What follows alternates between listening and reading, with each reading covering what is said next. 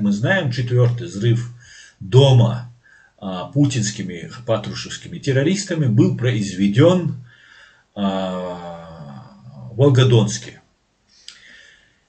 Сейчас я вам покажу. Вот, смотрите. Ростовская атомная электростанция АЭС в России расположена в 16, извиняюсь, я раньше читал 17 километров, и почему-то я говорил десятки и 70 километров, я говорю. Нет, она находится вообще в 16 километрах, в 10 минутах, 5 минутах езды, 15 минутах езды. Расположен в 16 километров от города Волгодонска, Ростовской области, на берегу Цимлянского водохранилища. Электрическая мощность 4 там и так далее. Так. С 2001 по 2010 годы станция носила название Волгодонская АЭС. То есть 17 атомная спуска второго электроблока станция была вновь переименована в Ростовскую АЭС. Не знаю, почему они ее то так переименовали. Но это может быть тоже и связано с тем, что взрывы с этими взрывами домов. Ну, давайте послушаем новости того периода, 18 сентября 1999 года. Взрыв дома в Волгодонске. В Волгодонске. Криминалисты Ростовской области заявили, что при взрыве...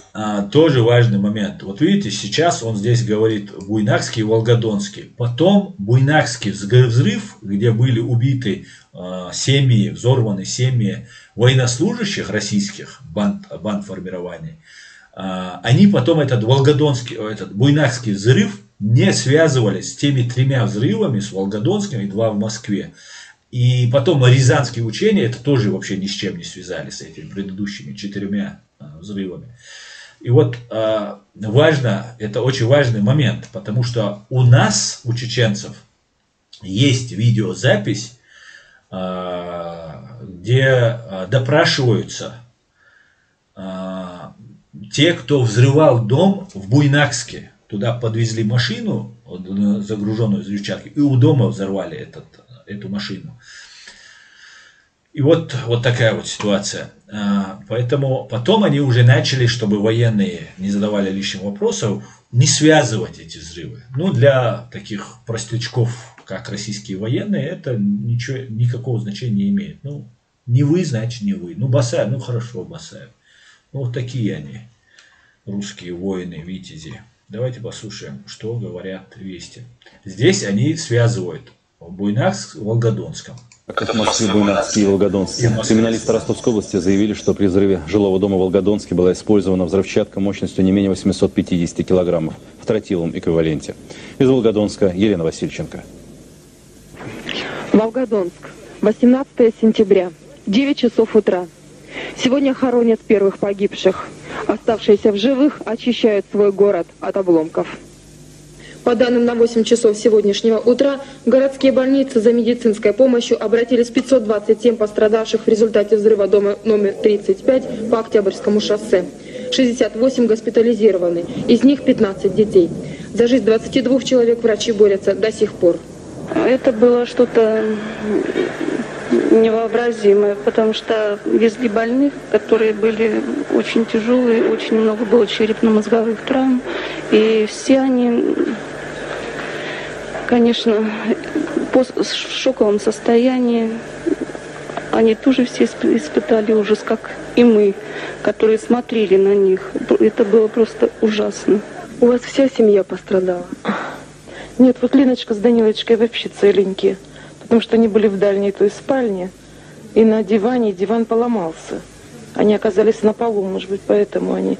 Хотя шифонер потом упал на этот диван. Так, это был взрыв в Волгодонске. И теперь я вам хочу показать фильм, который перевел чеченский след «Рязанский сахар» на своем канале. Фильм на канале АРТ, французский канал, который перевел. И вот смотрите, с чего начинается вот этот фильм. И как русских военных накачивают вот этой пропагандой. Причем фильм показывается про Гитлера. Каждый солдат и каждый офицер, покидающий армию, должен быть расстрелян. В 17 году Клемансо приказал расстреливать в восставших частях каждого 10-го. Но нельзя же расстреливать всех, мой фюрер. Вы должны быть выше людских страданий. Тогда мы выполним свою миссию.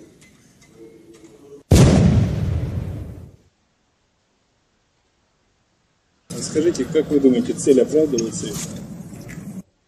Посмотрите на его лицо. Это фрагмент из фильма Виталия Манского, где Путин приезжает на место взрыва одного из домов, и там такой дурачок, наверное, Виталий Манский, хотя за это просто, вот за этот кадр, посмотрите на его рожу, за этот кадр и за этот вопрос, ну, может, Виталий Манский все прекрасно понимал, да, ему нужно было как-то делать это. Ну, не знаю я, не знаю, но он в этом фильме говорит такие вещи Путину. Говорит, цель оправдывает средства. И посмотрите на реакцию Путина еще раз. Это на месте взрыва. И смотрите, как он теряется. И он не знает, что ответить. Скажите, как вы думаете, цель оправдывается? Он даже сглотнул.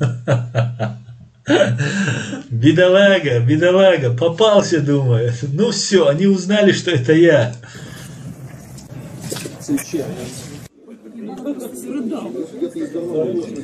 Это дальше, ну это сейчас вырезки, я советую вам посмотреть. Фильм называется на канале «Чеченский след. Рязанский сахар. Как Путин стал президентом. Взрывы домов в России в 1999 году». Видео от канала Arte France.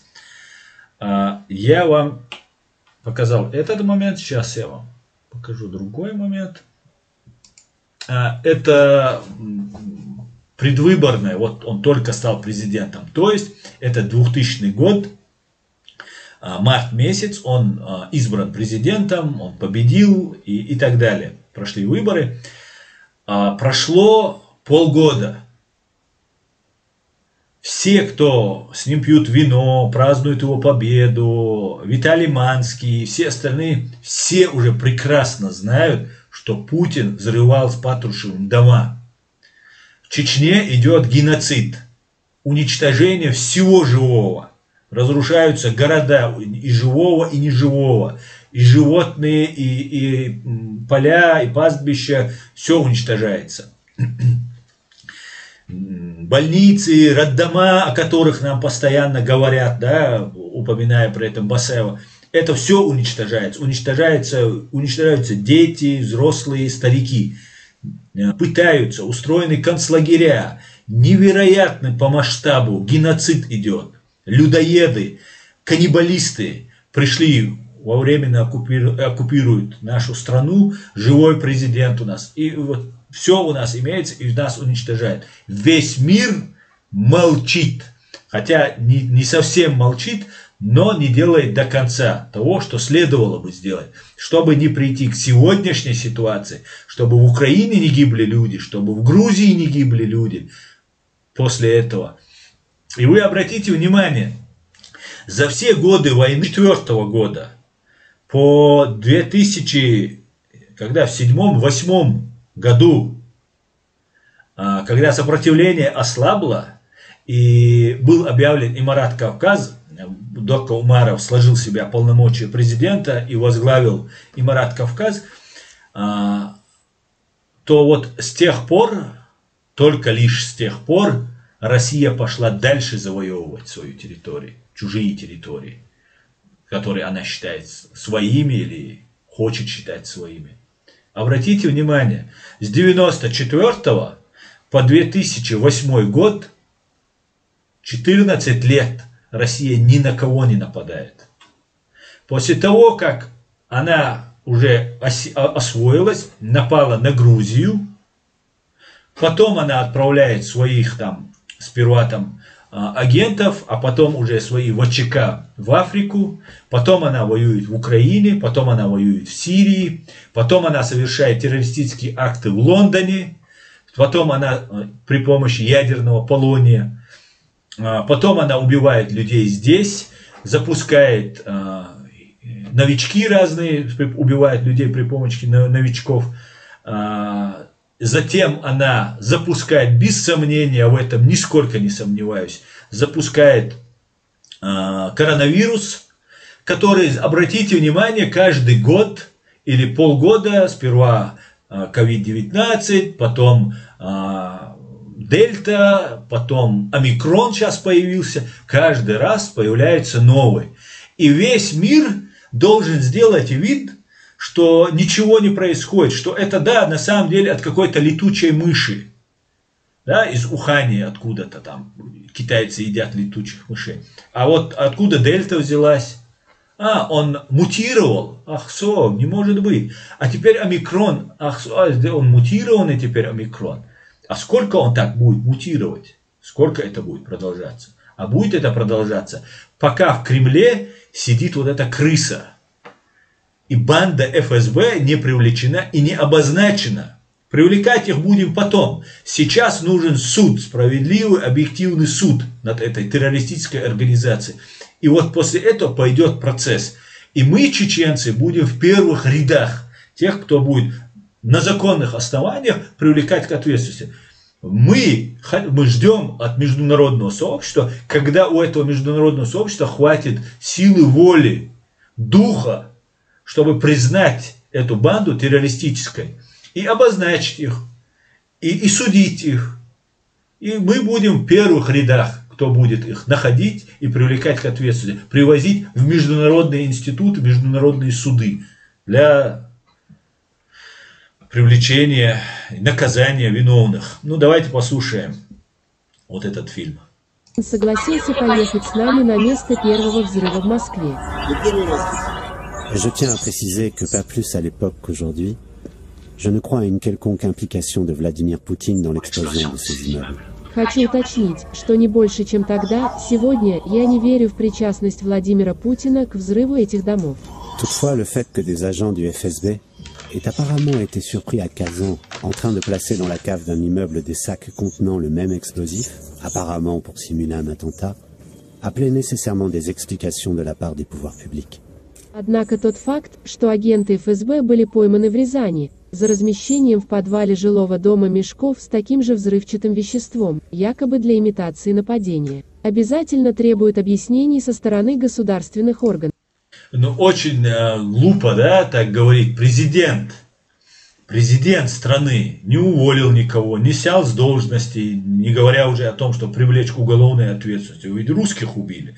Ладно, чеченцы, их можно убивать, там, это уже расчеловеченные, да, для них. И русские, как фашисты, настоящие фашисты, они к этому относятся спокойно. Но вот этот, наверное, речь о Виталии Манском, который позвал и Путина, да, и это фильм именно снят им тогда.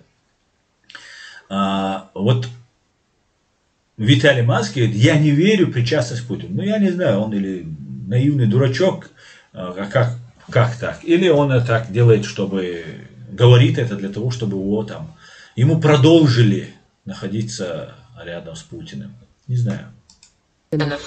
Делают из нас дураков.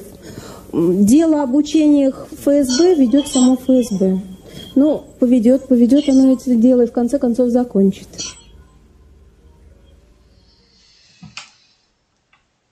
Скажите, как вы думаете, цель оправдывает средства?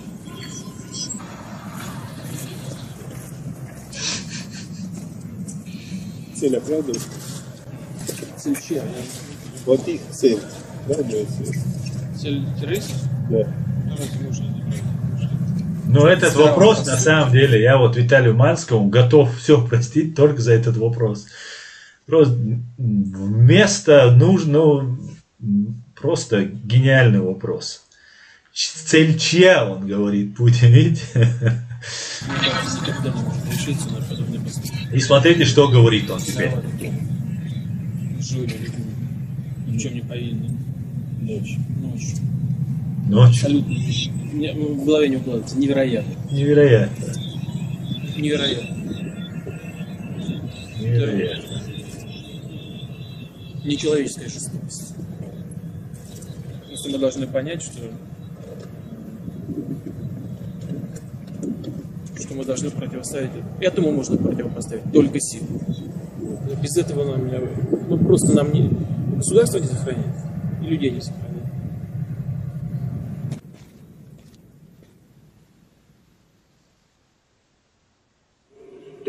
Марта исполнилось полгода с того дня, когда жилой дом по Каширскому шоссе взлетел на воздух. Сейчас здесь ничего нет, кроме часовни и фотографий, напоминающих о страшной трагедии, которая произошла на Каширском шоссе. Недалеко от этого места, всего в 20 метрах, стоит школа, где находится избирательный участок. Сюда пришли голосовать люди из ближайших домов. Для многих из них не нужна была никакая агитация. Полгода назад они убедились в правильности тезиса, что спасти может только сильная и жесткая власть. Бандиты не хотят положить оружие, не используют те возможности, которые предоставил парламент России. Не пользуются законом о коммунизме. Те, кто не пользуется, не воюют.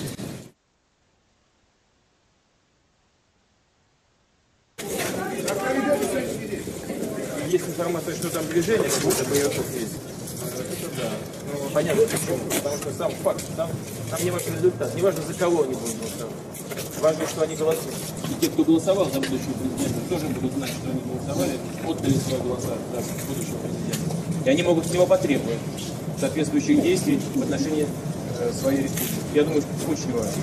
И у меня есть все основания полагать, что скоро мы будем иметь возможность убедиться, что голосование в Чечне состоялось. Спасибо большое. Вы слышите, что он говорит? Он говорит, что нужно, что избиратели Масхаду, они должны потребовать, да, я так понимаю, об этом он говорит, что нужно от Масхаду потребовать, они же избиратели, загнав туда сотни тысяч своих головорезов, бандитов, и все журналисты сидят и хавают. И мы это тоже не забыли, и мы это не забудем никогда, но мы должны двигаться дальше, мы должны дальше развивать этот процесс и не останавливаться на этом, что когда-то журналисты ничего не сделали, не сказали. Да, был мировой заговор, на мой взгляд, просто мировое согласие с геноцидом чеченцев. И мы считаем, что теперь мир должен обратить внимание и отмотать назад. Об этом я говорю, об этом я призываю и буду призывать.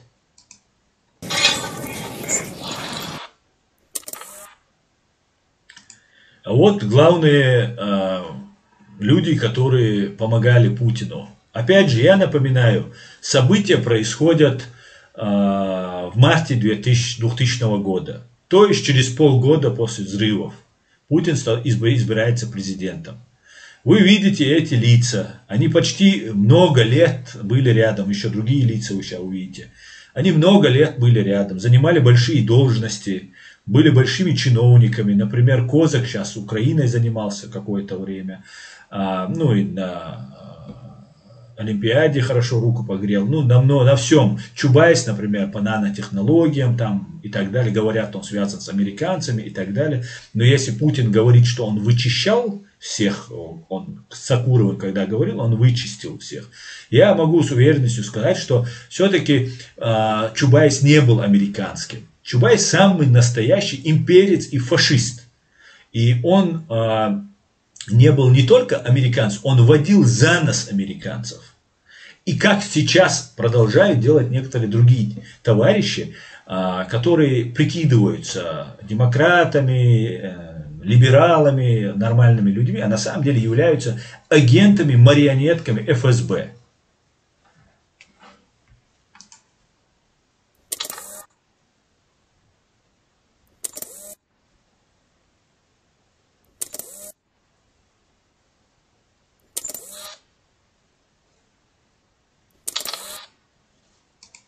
Вот, смотрите, самый большой оппозиционер когда-то был, да, Касьянов, Миша 2% его погоняло было. Где-то он там поругался с Путиным, ушел и стал таким оппозиционером и так далее. Но вы все были рядом с ним. Вы были тогда, когда он взрывал дома, вот сейчас его избирают, и это вас всех устраивало. Почему? Что изменилось? Деньги не поделили? Или по заданию просто отправили? быть оппозиционером.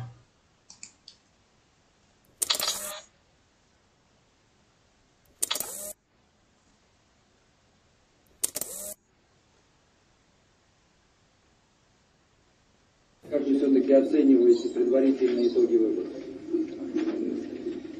Мне кажется, что специалисты, которые прогнозировали итоги, нужно отдать им должное, они вроде попадают.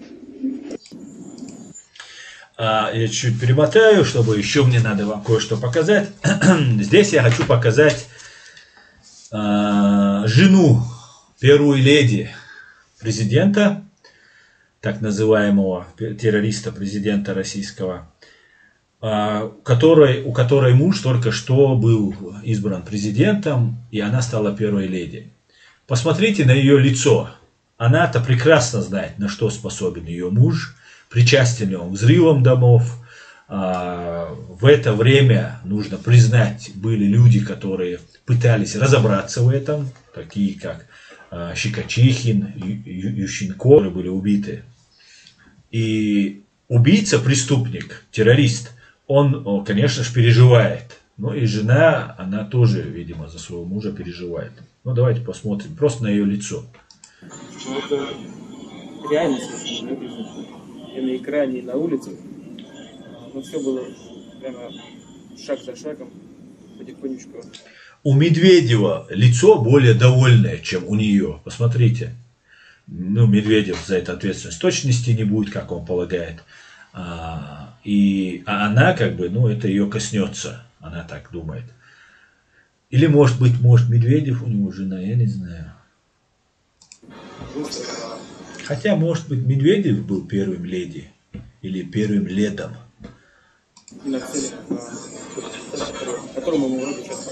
Ни одной улыбки за все время.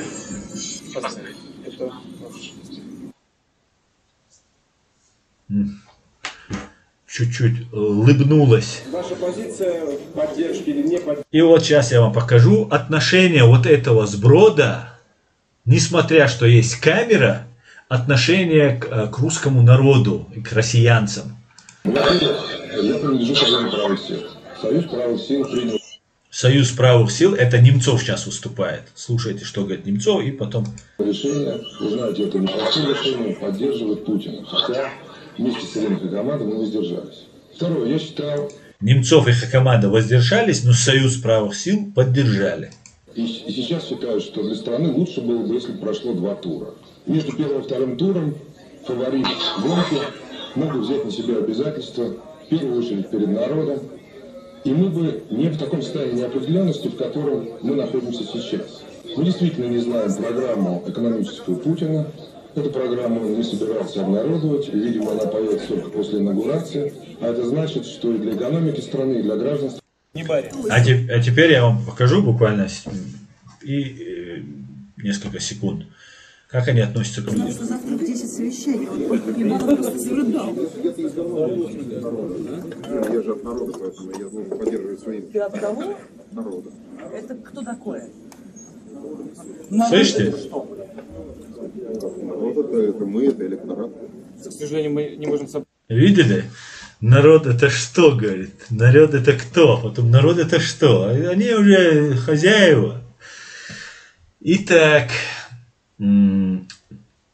дальше хочу вам немного, чтобы вас не занимать ваше время, и рассказать про взрыв дома, новости с Марьяной Максимовской. Показать вам эти новости. Марьяна Максимовская одна, на мой взгляд, была из немногих журналистов, которая более-менее пыталась быть объективной. Да, не по отношению к чеченцам, по отношению к русским. По отношению к чеченцам там не было практически никого. Даже в первую русско-чеченскую войну. Причем самое интересное, вот я украинцам хотел задать вопрос. Киселев у вас там один есть, да? Он такой большой человек был в России во время взрывов домов и так далее. Потом Гонопольский к вам туда уехал, то же самое. Это все просто заклейменные агентура, просто печати на них ставить нечего. Почему они у вас ведут пропаганду? Вы понимаете, что они вам они у вас внутри, набирая вот этот коллектив, когда вы их делаете какими-то чиновниками, ну, разрешаете им быть, да, вы их не делаете, но вы им разрешаете быть. Они набирают вот эту агентуру и сперва в очень мягкой форме, вот как Кавказ-центр, который у нас был, в мягкой форме, а потом уже и в грубой форме, и когда в час X, когда потребуется, они открыто начнут Западу рассказывать, какие украинцы фашисты. Почему вы их не гоните, этих Киселевых там и Гонопольских оттуда? Я не понимаю.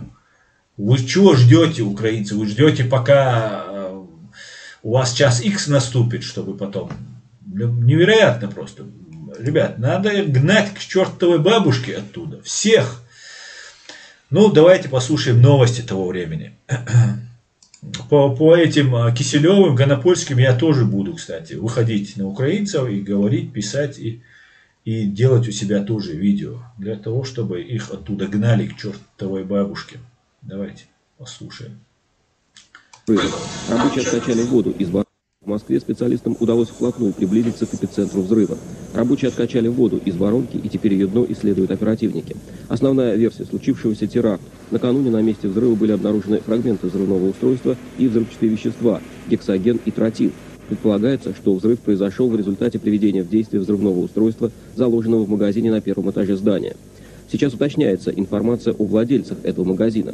Имеются сведения, что ими были чеченцы. Этой ночью, по подозрению к причастности к взрыву, задержаны 2 человека. Кроме того, найдены 3 машины «Жигули» 7 модели и 2 автомобиля «Форд», которые также проверяются на содержание в них взрывчатого вещества гексогена. Тем временем, возможно, уже сегодня начнется частичная разборка того, что осталось от жилого здания. По предварительным данным, ущерб от взрыва оценивается примерно в 500 миллионов рублей, без учета стоимости новых квартир, в которые должны переехать пострадавшие. Сейчас полуразрушенный дом в Печатниках выглядит так. В эти выходные необходимо полностью вынести оставшиеся вещи, после чего можно будет сносить остатки строения. На его месте и на месте соседнего дома, пострадавшего от взрывной волны, к лету 2000 года планируется возвести жилой комплекс общей площадью 40 тысяч квадратных метров. Николай Долгополов, телекомпания НТВ. И знаете, очень важный момент. Вот эти дома, которые взрывались, интересно, кто восстанавливал потом на этих местах, на жилые комплексы. Не связанные ли с Путиным и с Патрушевым строительной компанией? Тоже было бы интересно наблюдать за этим, узнать этот момент. Сегодня в Москве интерфаксы подтвердили факт задержания 2 подозреваемых в причастности к взрыву. Пока они задержаны в соответствии с законом на 3 суток, но никаких подробностей в ФСБ пока не сообщают. Сегодня ночью в Москве несли усиленное дежурство более 600 сотрудников милиции. Резко участились как сообщения от граждан о подозрительных предметах, так и анонимные сообщения о заложенных бомбах. В Москве нашли еще тела погибших, и, очевидно, этот список будет еще расти. Репортаж Андрея Антонова. К сегодняшнему дню работы по зачистке обломков у дома номер 19 и 17 практически завершены. В настоящий момент экскаваторы расчищают подвал, где находился злополучный склад с лакокрасочными материалами. К этому моменту жители пострадавших домов сконцентрированы у кинотеатра «Тула», где размещен временный штаб для оказания помощи потерпевшим. По данным Федеральной службы безопасности, сегодня утром из-под обломков были извлечены еще 4 мертвых тела, 3 женщин и 1 мужчины. Всего за время расчистки завалов их было обнаружено 92. Фрагменты неопознанных человеческих останков занимают 4 пластиковых мешка. Многие люди не могут отыскать своих близких ни в списках живых, ни в списках мертвых. За помощью найти близких обращаются практически все приходящие сюда. Людмила Веселова разыскивает своего племянника 2-е сутки. Поиски среди живых результата не дали. Остались морги. Вот он один был. Пришел с работы, и вот так, что произошло у нас. Вы 2-е сутки разыскиваете уже? Да, мы вчера и вот сегодня. Сейчас моя дочка еще по моргам ездит. А я уже не в состоянии, я сама падаю. И сестра этой матери. Маленький Алеша Кузнецов за несколько часов до взрыва уехал в гости к бабушке по отцовской линии в другой район. Его родители находятся на даче в Орехово-Зуево и, похоже, ничего не знают о случившемся. В загородном доме нет ни радио, ни телевизора. В их квартире в доме номер 19 оставалась лишь бабушка по материнской линии. В штабе сообщили, что она может находиться в гостинице «Шахтер».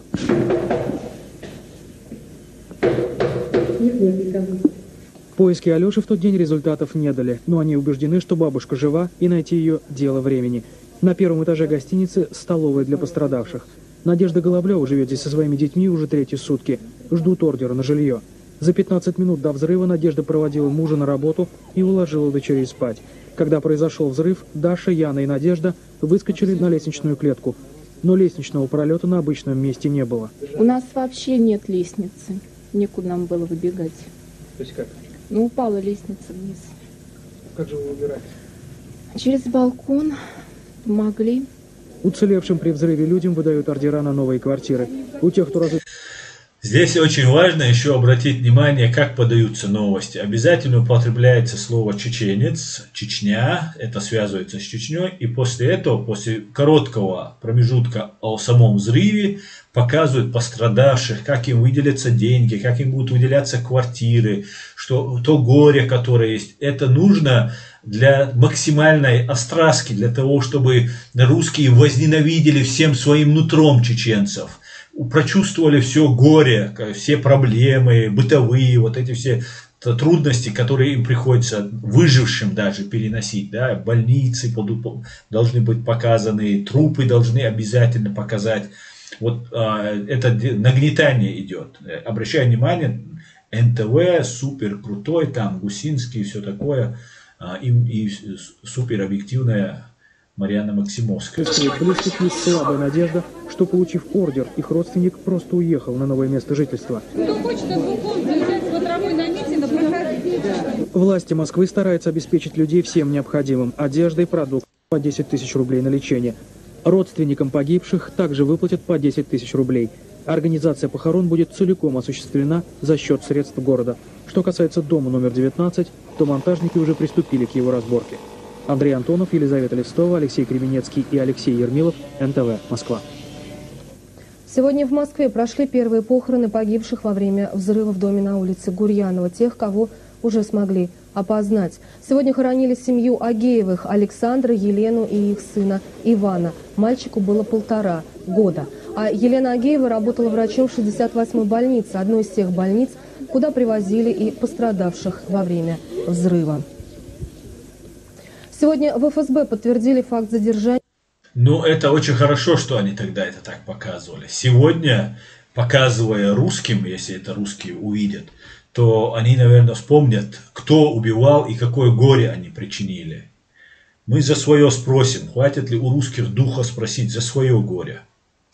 2 подозреваемых в причастности к взрыву. Пока они задержаны в соответствии с законом на 3 суток. По данным ТАРТАСС, эти подозреваемые жители Чечни, работающие в коммерческих фирмах, которые располагались на 1-м этаже взорванного дома. Хозяин фирмы, некто Лайтанов, сейчас также разыскивается. Поступили и сообщения о том, что найдены 3 машины, «Жигули» и 2 «Форда». В них ищут частицы взрывчатого вещества, гексогена, которые нашли на обломках взорванного дома. Но никаких других подробностей в спецслужбах сейчас не сообщают. Лайпанов, который мог быть причастен к взрыву. Со слов свидетелей, составлен его фоторобот. Следователи работают и с 2 другими задержанными. Это владелец магазина, находившегося на 1-м этаже взорванного дома, и посредник по продаже этого магазина. Один из них чеченец.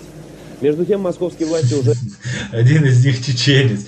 Там задержали, наверное, 500 человек, один из них чеченец. Заканчивают распределение квартир семьям пострадавших. Из 370 ордеров. Короче говоря, нужно было в любом случае нужно было пристегнуть чеченцев. И ни одна новостной выпуск не проходил без упоминания журналюгами слово чеченец, чеченский след там, и так далее. Ни на НТВ, ни на ОРТ, там, или как они, да, Россия тогда, как они назывались. Вот на эти Россия 24 или Россия 2 был. Вот все это было. Мы все это помним, все это знаем. И я не хочу оставлять это преступление на нашей совести. И я сделаю максимально так, чтобы люди узнали правду. Люди должны знать правду. Кто взрывал русских в своих же домах? Я понимаю, что разным ФСБшникам, разным военным, которые вообще не имеют никакого веса, они только мясо, которое посылают в Украину, в Сирию, в Чечению, в Грузию. Это никто. Они хозяева, вот эти военные, положения, когда они герои. когда их банд-армия захватывает какую-нибудь деревню, и там ловят они какого-то бедолагу, которого они просто подвергают жестоким экзекуциям. Вот русские военные, российская армия. Но когда они возвращаются к себе на родину, они ноль, они чмо. Самые конченые товарищи, которые есть в этой стране. И поэтому они стремятся еще раз поехать куда-нибудь воевать, там денег заплатят, ну и опять он свои садистские наклонности сможет удовлетворить, поймав опять какого-нибудь бедного человека и начнет им пытаться. Хозяевами России являются ФСБ, они являются аристократией, они являются дворянством русским. Но, к сожалению, аристократия, они на фоне вот этого, ну, не хочу говорить это слово, вот этой субстанции военных, других и молчаливого русского общества. Вот на их фоне, на фоне офицеров, менты у них вообще ноль, военные такая же тема, и являются дворянами ФСБшники. Но самое интересное в этом, то что они лишь только на фоне их являются какими-то дворянами. А сами ФСБшники, по большей части, ведь их россиян взрывали, да, их русских взрывали, завтра могут взорвать их личных, родных, близких, может быть, у какого-нибудь ФСБшника и были погибшие родственники и так далее. Они из себя представляют, ну, кучу нехорошей субстанции. Вот кто являются эти ФСБшники.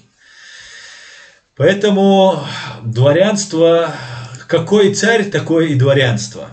И вот напоследок я хотел бы вам показать буквально минуту Буковского, который рассказывает о взрывах домов. Суд приставного слишком много претензий. Но он, во-первых, он пришел к власти, вот этот приход чекистов к власти, это отдельное вообще-то обвинение. Это взрывы домов. Ельцину? Нет, Ельцину претензии есть. Приход чекистов к власти – это претензии к Ельцину, правильно? Отчасти. Но дальше-то ведь они сами это делают. Ведь кто Путин? Кто знает Путина? Его и в Питере никто не знал. А тут он вдруг в течение полугода от директора ФСБ переходит на премьер-министра, и к концу года он уже президент, исполняющий обязанности. Да? Как это все сделано? Взрывы домов. Чеченская война. Вот это как. Что такое взрывы домов? Вы хотите сказать, что дома взорвали не чеченцы? Они были взорваны по распоряжению Кремля. Скорее всего, через ФСБ. Вы уверены в этом? Уверен. 100%.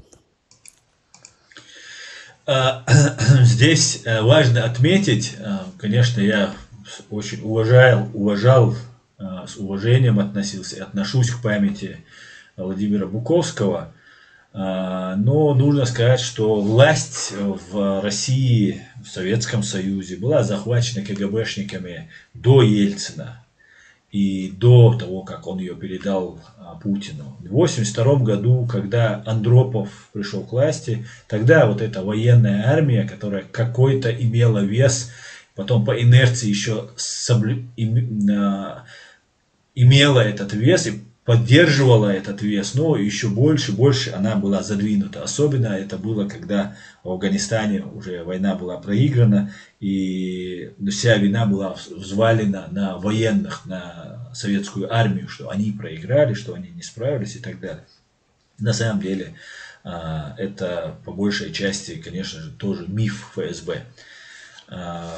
И власть Ельцину от Горбачева, от сталиниста Горбачева, которого дали Нобелевскую премию мира, перешла по сценарию. Не было никакого развала Советского Союза. Было переформатирование с колхозной экономики на рыночную экономику с целью притвориться слабыми и поверженными и войти во все международные институты и спасти не Россию и Советский Союз. Как вы видите, Советский Союз они бросили на произвол судьбы, и хотя на местах разные КГБшники, потому что весь Советский Союз был окутан, да, в каждом, как сейчас в Чеченской Республике есть Игорь Кочнев, бандит, главарь банды УФСБ по Чеченской Республике. Также был и в Казахстане свой Назарбаев, бандит, был Алиев в Азербайджане, Шеварднадзе в Грузии, ну и во всех в этих советских республиках.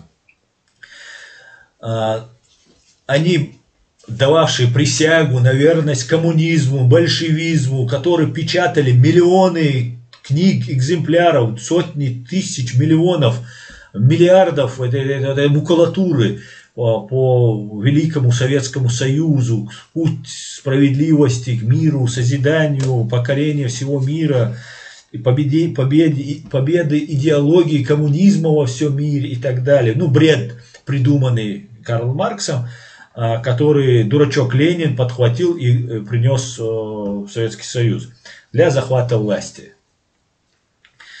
Вот цель КГБшников тогда была сохраниться самим, не спасти идеологию коммунизма, учения Маркса, Ленина и так далее. Была задача спастись КГБшникам. И вот в последнем фильме «На настоящем времени», который вы посмотрите, того же Виталия Манского, ну там еще один есть, ну там в титрах пишется Виталий Манский, не помню второго, кто там был.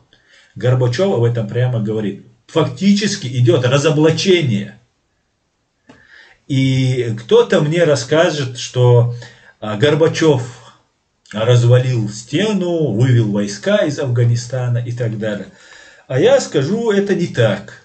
Стену, Берлинскую стену, разрушил не Горбачев, которому дали Нобелевскую премию. Стену берлинскую между немцами разрушили американцы. И даже не американские спецслужбы. Американские спецслужбы проиграли русским спецслужбам. И сейчас, мне кажется, проигрывают подчистую иногда. Американская нация, американский народ разрушил стену и победил Советский Союз, победил КГБ. А вот у американских спецслужб, которых сейчас их огромное количество, не хватило воли, рационализма, не знаю, ума, профессионализма, не знаю, чего там не хватило. Уничтожить и покорить. Сейчас мы видим, что поставить стойло КГБ не получилось. Террористическая организация с еще большими масштабами разрослась. И сейчас ее нужно выковыривать штыком и гранатой из всех международных институтов. Американская нация, которая трудилась, которая создавала противоракетную оборону СОИ, вот что является тем, что разрушило Берлинскую стену и вывело войска из Афганистана. Об этом прямо в 1985 году пишет Абдурахман Автарханов в своей книге «От Андропова к Горбачеву». Он пишет в 1985-м, стена еще не разрушена. Но он говорит, что это будет в ближайшее время, что Горбачеву нужно что-то сделать. И потом я уже на основании этой книги прихожу к логическому мышлению, логическому заключению, что они были вынуждены. И Горбачев в своем последнем вот этом фильме рассказывает, что нужно было спасти. И этот год Горбачев, который, я уверен, очень информирован человек до сих пор, они считают критически важным годом, 22 год. И абсолютное добро и справедливость на этой земле, которая была оболгана, уничтожив треть населения от этого добра, которые несли честность и справедливость в этот мир, у него есть шанс, что в этом году абсолютное зло на этой земле будет повержено. И тогда голос чеченцев будет услышан. И мы каждый, чеченец, украинец, грузин, русский, все люди доброй воли, которые понимают, о чем мы говорим, и знают, где добро, где зло, должны приложить усилия в этом году для достижения этой цели. И да, мы достигнем этой цели. Несмотря ни на что, несмотря на те колоссальные потери, ту невероятную ложь, которую на нас наложили, и нас вроде бы нет. Не было Дудаева, не было Масхадова, не было убитых 300 тысяч, не было наблюдателей от ОБСЕ, не было американцев, которые поддерживали Джохара Дудаева. Не было западных стран, которые поддерживали, дружили, стран Балтии, которые очень до сих пор к нам хорошо относятся. Было и явилась истина, и сгинула ложь. Воистину, ложь обречена на погибель. Все будет Ичкерия. Ассаламу алейкум.